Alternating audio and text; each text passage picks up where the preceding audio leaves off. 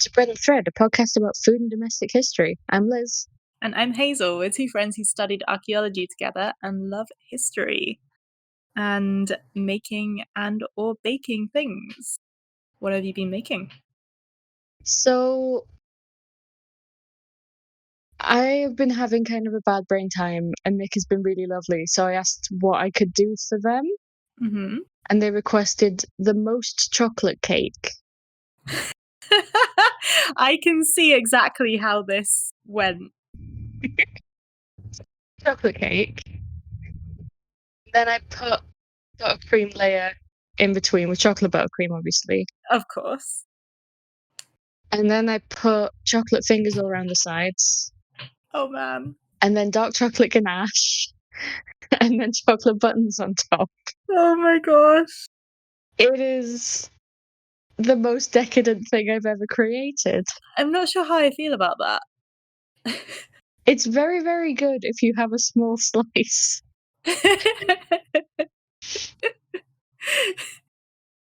I do think you executed Nick's request to the max, though.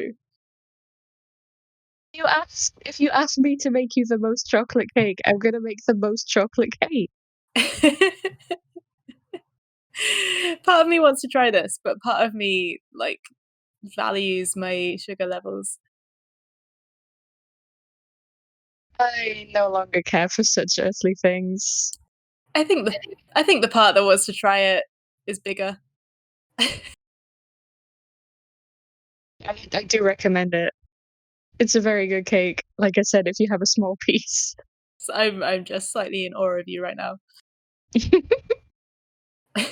So what have you been up to? Nothing quite as magnificent, unfortunately. I bottled my Elderflower Wine, finally, and it tastes really nice. I was expecting, last time, I got this really alcoholic, slightly sour thing, but this one tastes good. I made a wine. So, yeah, I think it needs a couple more weeks, maybe to age, maybe a couple more months. I don't know. I'm just going to keep drinking wine at set intervals for science. I really thought you were just going to say at the world. I don't know if wine is aggressive enough. I feel like if you want to drink something at the world, it should be rum. Straight whiskey. Yeah. That's what the jaded people in the films drink. Oh, yeah. I need a trench coat and a cigar as well. Unfortunately, I don't like either of those things. You don't like trench coats? Not a fan, honestly. Oh, I used to have this pink one that I loved. Oh, nice. It was the colour of a strawberry milkshake. I'm seeing that. It's cool. I'm more of a if frock coats were in fashion, I would be all over them. Would enjoy a frock coat. I mean, I think I've said on this podcast before that there is a part of me that just wants to dress like Beau Brummel. Yeah, that would be excellent.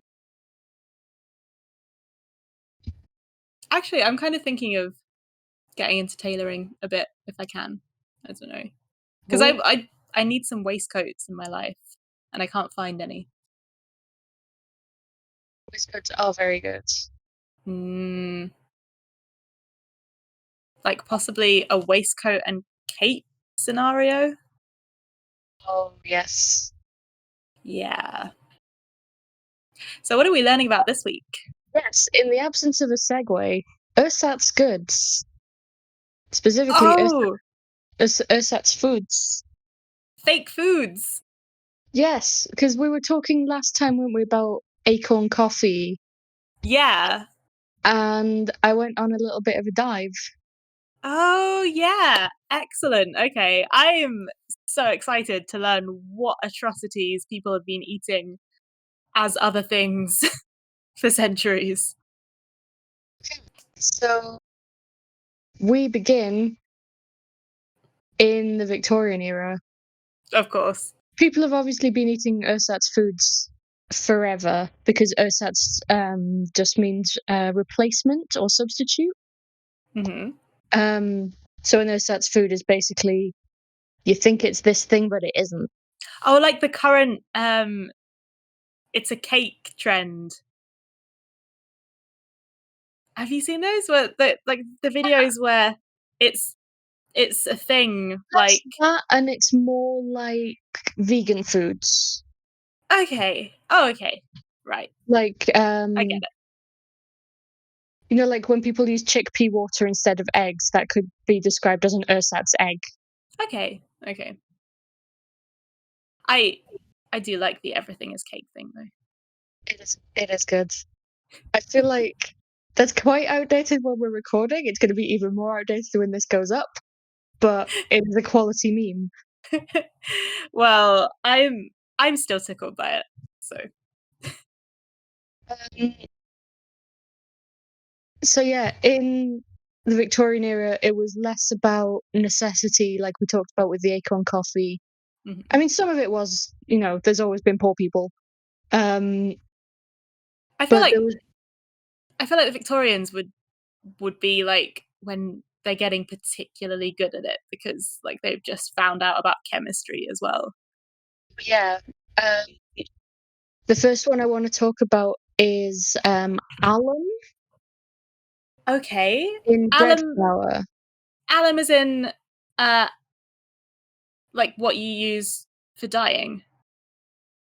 Yeah, or in laundry detergent. Okay. In food? In food. Um, because you probably know white bread has always been kind of seen as better than brown bread because it's more processed. It's white, so it looks pure because that whole kettle of fish. Yeah.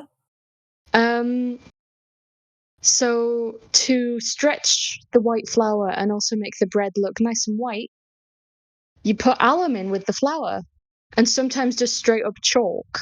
Okay. Is that is that okay for you? Can you eat that and be fine? I mean, that depends whether you enjoy chronic diarrhea. I'm gonna say no. In which case, no, Okay. because yeah, alum is aluminium based, and aluminium is not good for you. I mean, yeah, I would think you probably shouldn't eat that. But Wow. most foods in the Victorian era, you could find someone that was willing to adulterate it, Okay. including like dyeing red wine and port to make it look redder, What? replacing coffee with ground up beans, Okay, I and guess I can replacing tea with various tree leaves, including ash huh. and elder. Okay. Aren't elder leaves like mildly poisonous? But you know, you cut them up and dry them, and they look a lot like tea, apparently. Huh. And you know, I you can guess. just pop outside and get some of that. You don't have to import it. Man, those wacky Victorians. Yeah, there's an early Victorian writer called Sedgwick, Mr. T. Sedgwick. Um, not sure what the T stands for. Said that Treasure. it is it might have been. It is difficult to mention a single article of food that is not adulterated. This does include medicines as well, obviously. Okay. Um, which is why we now have things like the maximum amount of other stuff that you're allowed in food. Like, you've probably seen the statistic of you can have 6 insect parts in a chocolate bar. Have not, but I Oh, guess I yeah. shouldn't be surprised. Well, especially because it's basically impossible to keep everything out, so there's, like, this is the amount that's allowed. I mean, yeah, I guess having made stuff from fruits and berries and things, it's like you can't always get everything out. Yeah. Um, Although I imagine the acceptable levels of, say, lead in mustard or arsenic in sweets is probably quite I low. yeah, like They a make it couple look pretty. there's a couple spider legs and there's arsenic. I mean, one of those is worse. Yeah, like, I mean, people eat insects. It's a thing. Yeah, like I'm And not I going to be don't think too arsenic worried. is an accepted source of protein. Yeah, no. So how much arsenic can you have in food? Basically, if you can detect it, it's probably too much. That makes sense. What were the Victorians putting arsenic in? Various arsenic compounds make very, very pretty colours. Like the sort of the toxic Victorian wallpaper, the Oh green, dear. that's arsenic. So you can Uh-huh. make the sweets look really pretty and then sell them to the children. Oh no. Oh no, don't do that, Victorians. Oh, But the use of the word ersatz, at least in the English language, doesn't really come into play until the First World War, okay. when no one has anything and everyone's having a bad time. Yeah. I've heard about a few sort of replacement foods and kind of fake foods that came about during the Second World War. Well, sort of Second World War slash Great Depression. Okay. So the popularization of the term probably comes from the Ersatz Corps of the German army in World War One, who were just kind of the less good soldiers, but they were running out of soldiers. Okay. Um, kind of people who were less able. Okay. So like country militia, peasants with pitchforks. Partly that, partly people who may have been turned down in the original draft for various sort of relatively minor health issues. Okay. Um, but yeah, because there were naval blockades, you actually got ersatz things in Germany during the First World War, including there was apparently 6,000 patents for ersatz drink products. That's a lot. I mean, I imagine this would be big business because people still want to enjoy things. The one from this very, very long list that I want to highlight is, well, not a patented one, but one that people did was catmint or catnip Uh-huh. as a tea, Okay. which I'm informed by certain corners of the internet does produce a mild high. Sounds all right. I mean, if I was living through the First World War, I might drink catnip too. Yeah. Or just ride it out, catnips up.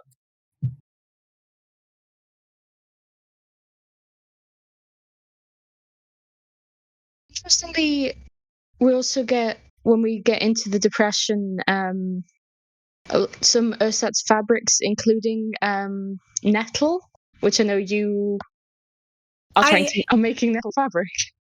Yeah, I have heard about nettle being used. Well, nettle was used quite a bit historically, but obviously it fell out of favor in the early 20th century, and I mean even a bit before when all these new machine-made fabrics started coming in. But yeah, because of shortages during the First World War, they started to bring it back I think in France and Germany. As well as fish skin fabrics. Okay. Um, the collection of Aberdeen University apparently has a coat made of fish skin. I'm not sure if that would be. I mean, would it be soft?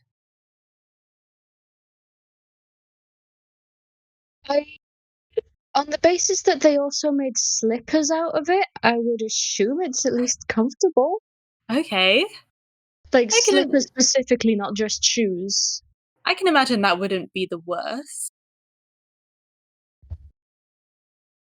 I mean, fish are fairly soft. Yeah. That's probably a nonsense logic, but fish are fairly soft.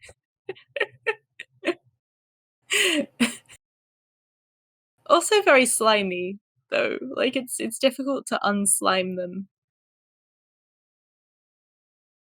I think they're that slimy when they're dry. Okay. I'm not sure I'm gonna When you're touching a fish, it's wet. try out that one. To try it. What I would not be willing to try is the Ersatz coffees. Okay, so we've got acorns as one. That doesn't sound too bad. Yeah. Chicory is one that people still drink as sort of an what's the word? Like a decaf alternative. Okay. Also, It's doesn't quite sound big too in bad. parts of the US. Mhm. But then we also have Lupine, which is poisonous. Yeah. Um, I feel like people Pumpkin would. seed, Okay. just straight up diluted treacle or molasses. I feel like that just wouldn't taste like coffee. Most of these wouldn't, I don't think. But some more than others, right? Yeah, I mean, That's although I don't know, because there's some that sound disgusting, but there's a substance called postum, or possibly postum, okay.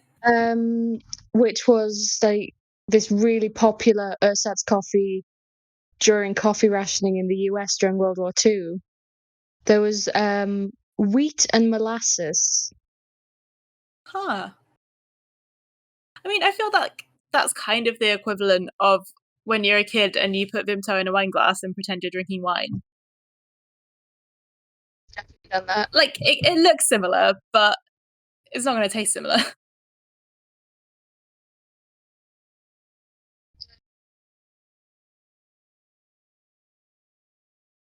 Yeah, that's just yeah. Although one thing that I would be willing to try, although it the most well-known example is very bad. Are you aware of the Holodomor? No.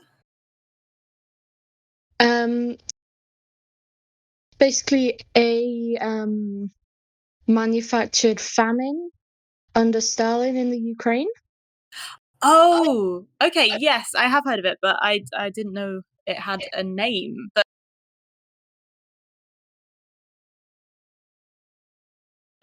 I guess obviously it would. Yeah, bad thing. Yeah, I think we can just say starving people is bad. I don't think that's a controversial statement. That's we only take the least controversial statements on this podcast. You say that when we mentioned in the cotton famine episode that the American Civil War was about slavery, someone messaged us on Twitter and basically said that's apparently a controversial statement in parts of the US. Oh, of course they did. Thanks, Um, Twitter. yeah. But yeah, apparently people would make flatbread from potato peels. Okay. Because apparently what you can do is boil it up just to get the starch out, Mhm. and then use that to sort of bulk out your flour. Okay. And because it's That's very, very starchy, you do get I mean, it is the texture of sort of a not very good flatbread. kind of ingenious. Yeah, Yeah. which naturally people have rediscovered the concept and made it fancy. I found a recipe for a potato peel focaccia with Wow. bacon bits and shredded cheese and things to make it feel like a loaded baked potato. I mean, that does sound tastier than the original version. I think it's kind of beautiful that, like, this food of absolute desperation, and someone has looked at that and gone, I bet outside of that context, I can make this delicious. Yeah, I mean, I can certainly see how someone would, you get these traditional foods that come out of hard times like that. And then people in the next generations kind of improve upon them using the resources that they have. And then it becomes something that's actually really good. Look at American style mashed potato. Mashed What? potato is stodge. It's there to stick to your ribs and make you not be hungry. Uh huh. And then America goes, but what if we added cream and cheese and just made this fatty, rich mass? Wow. And I'm actually tearing up a little bit because it's such a human thing. Like, we are the only creature that cooks. And we just go, we will find things to eat. And once we survive the time that we need to hunt down things to eat, we will make that same thing so delicious. And that it's just, I Oh. cannot, it's just, can't finish my sentence because I'm getting emotional about humans. Oh man, I think in this day and age, it's a good thing to be able to do that. I mean, it reminds us that we're all humans and we're all kind of just bumbling around down here. So yeah, I know. I think it is one of the most human things that even in times of incredible hardship, when we're struggling to find whatever we can to eat, we still want to try and make it taste good.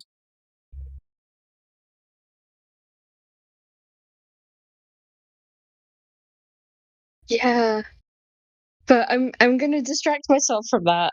Um, 'Cause I found in the collection of the Imperial War Museum, um, there's a tin of Ersatz tobacco. Oh, what's that made Um, of? we don't know what that specific one was made of because it's not been tested. But examples of Ersatz tobacco, which was apparently sold, that specific tin was apparently sold by Germans to a British First World War prisoner of war, Huh. um, which I just enjoy as a fact. But things that could be used includes hawthorn leaves, oak leaves, apple leaves, strawberry leaves, raspberry leaves. Like, some of these are things that people legitimately make into tea now.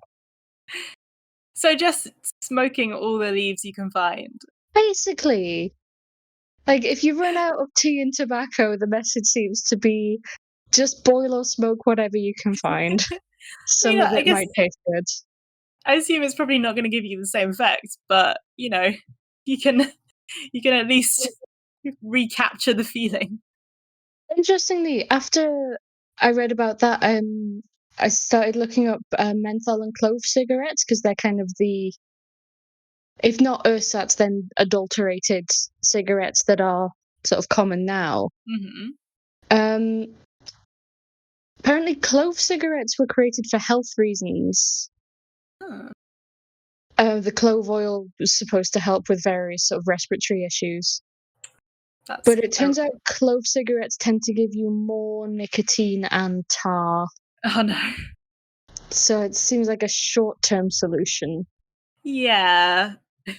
Whereas menthol cigarettes were just created to taste good. I want to know what the mystery tobacco is. Right? Like, there must be a way. Can we tweet at the Imperial War Museum and get them to test the mystery tobacco? If you're listening to this, tweet at Imperial War Museum. We want to know what the Ersatz tobacco is. Everyone tweet for the tobacco.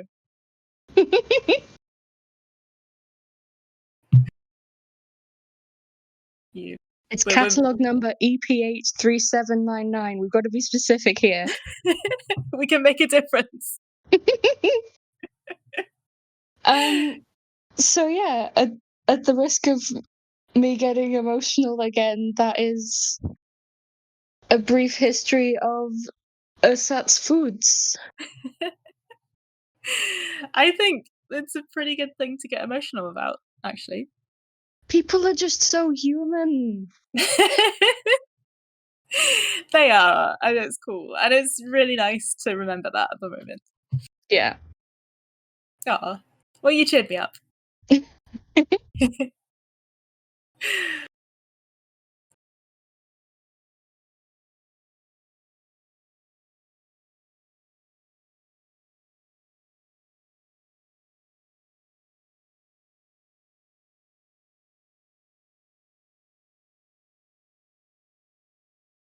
So, I'm going to talk about is it my turn?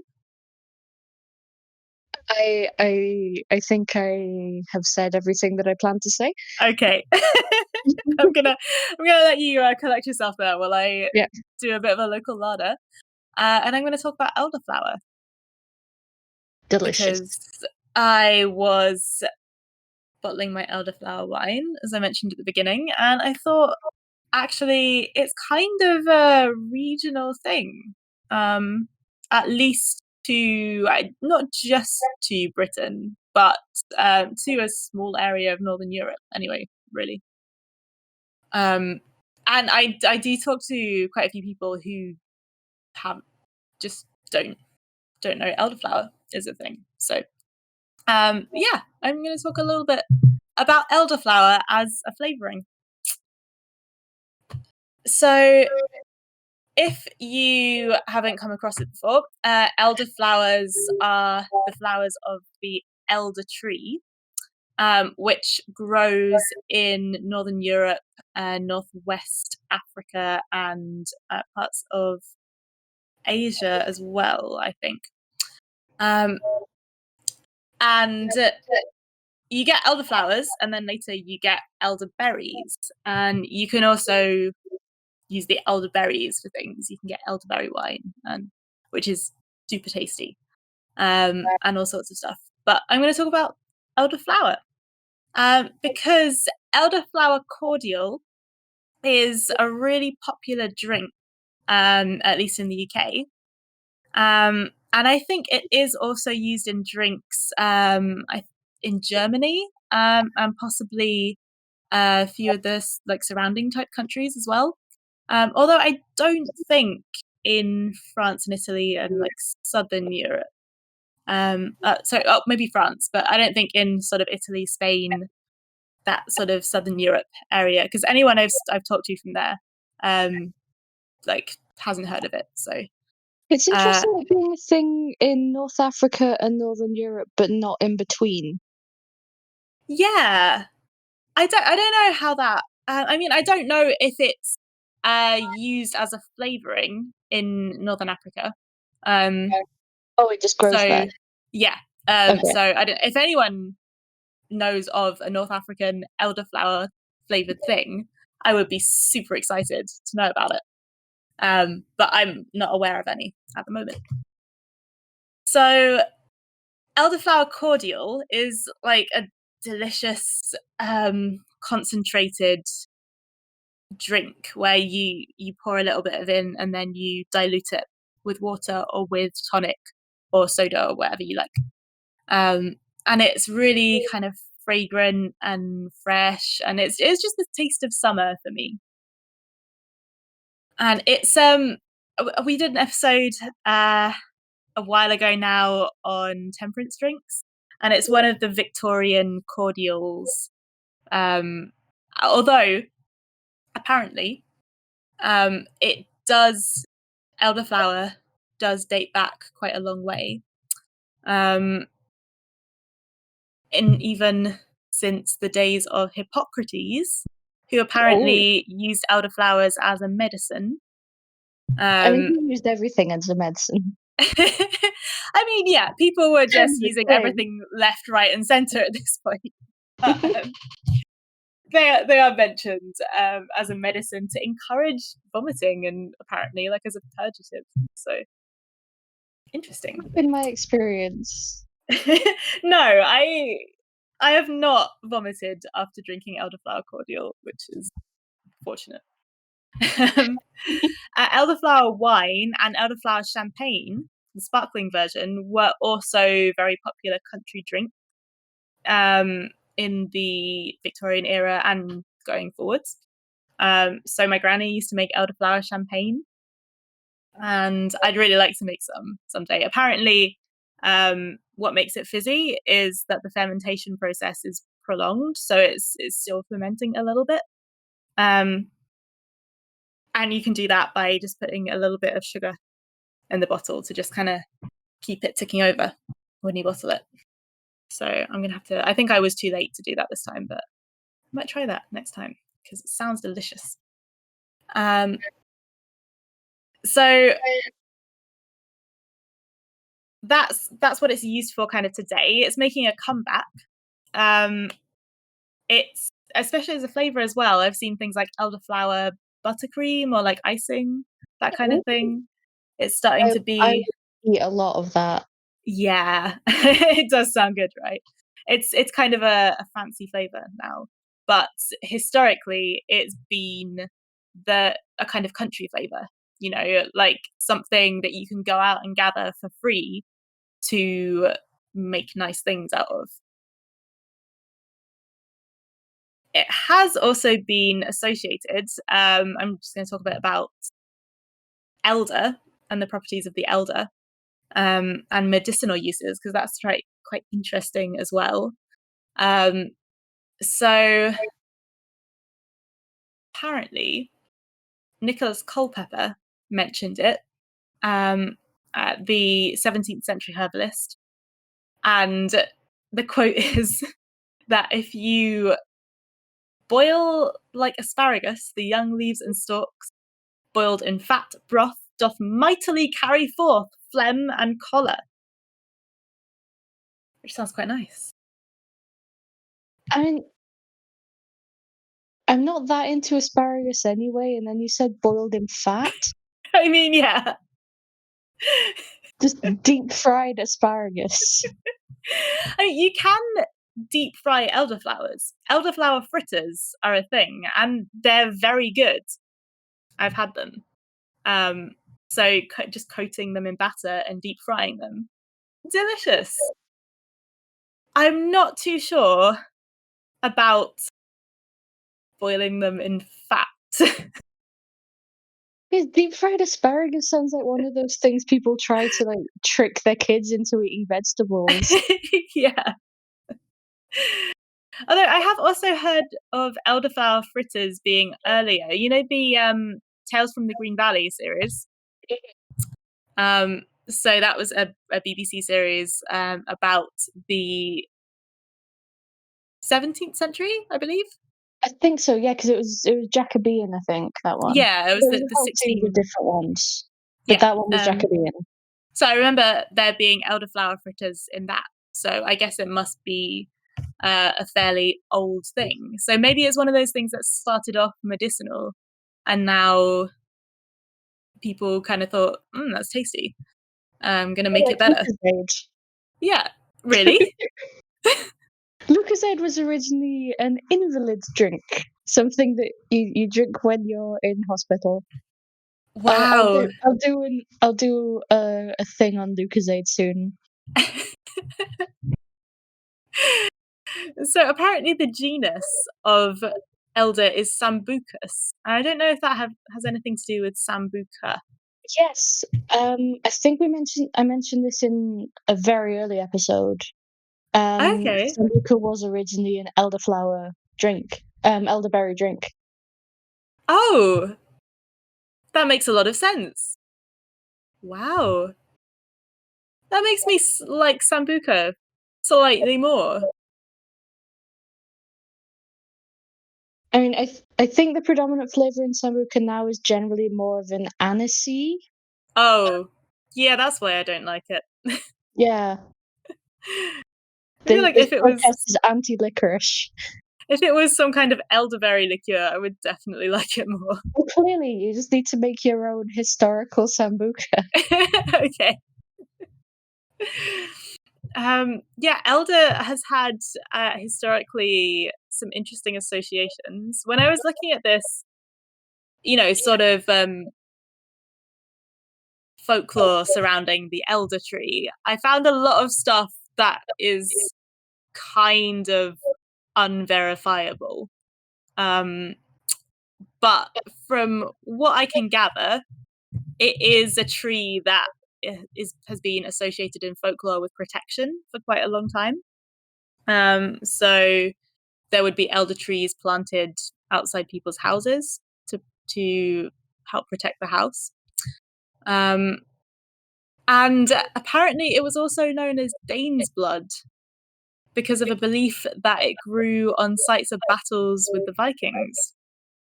That's incredibly specific. I love it. It is, yeah. I'd like to, try and read a bit more about that and try and find, because where I'm reading it from is an article and it doesn't give any kind of like reasoning behind this or place that statement came from. But yeah, it's quite cool. I'd love to find out if it's true or not. Probably one of those things where like it happened once. Maybe so, yeah. And Shakespeare also mentions the elder tree. In fact, Shakespeare refers to elder as the wood that Christ's cross was made of. That seems unlikely.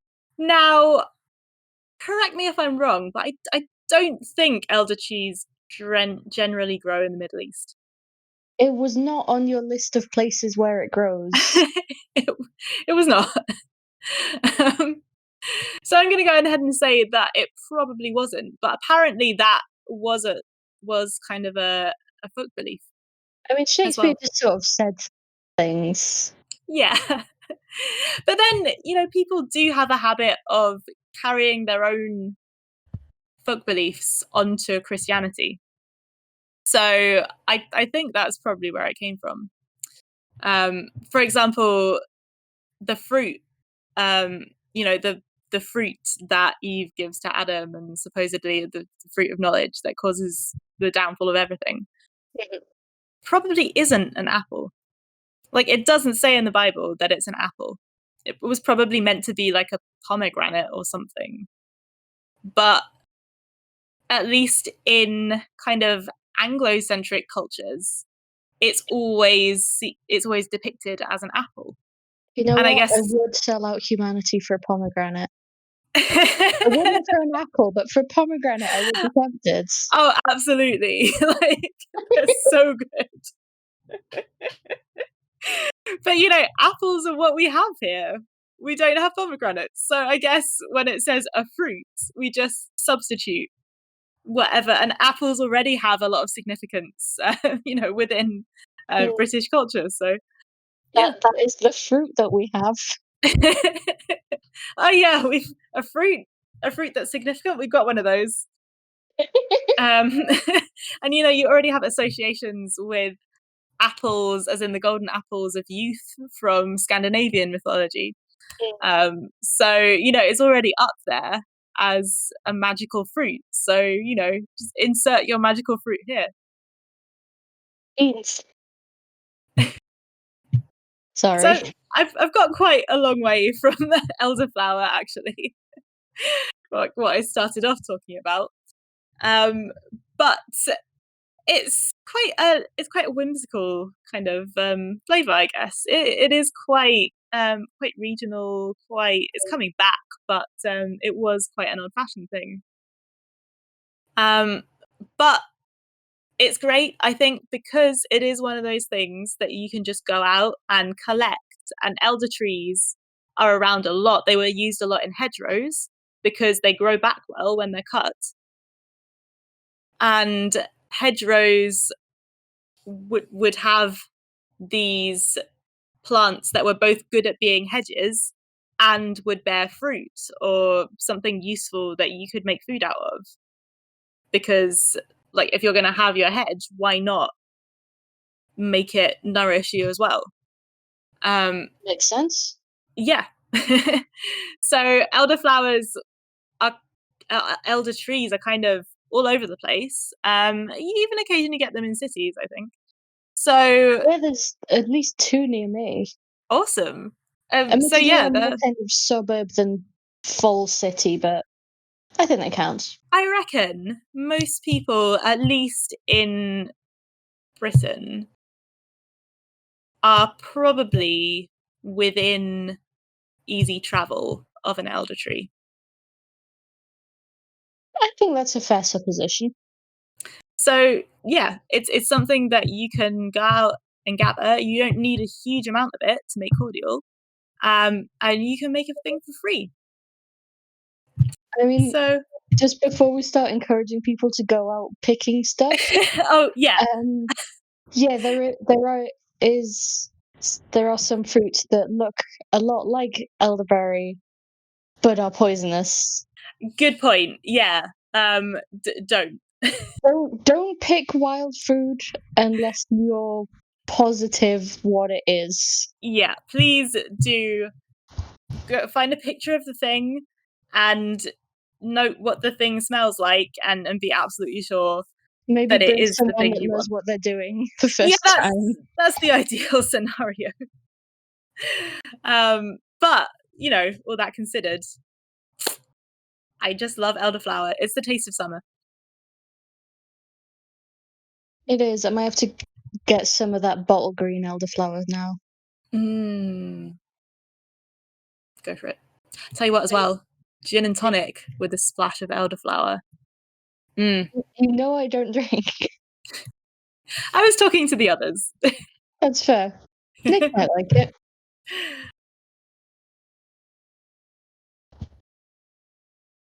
So that is, that's my lot on elderflower. Well, thank you. I have learned. If you have enjoyed learning, we do have a Patreon where you can request your own special short episode, get access to monthly recipes and a Discord server at patreon.com/breadandthread. We are on Twitter as Bread and Thread, and you can also email us if you have any ideas for future episodes at breadandthreadpodcast@gmail.com.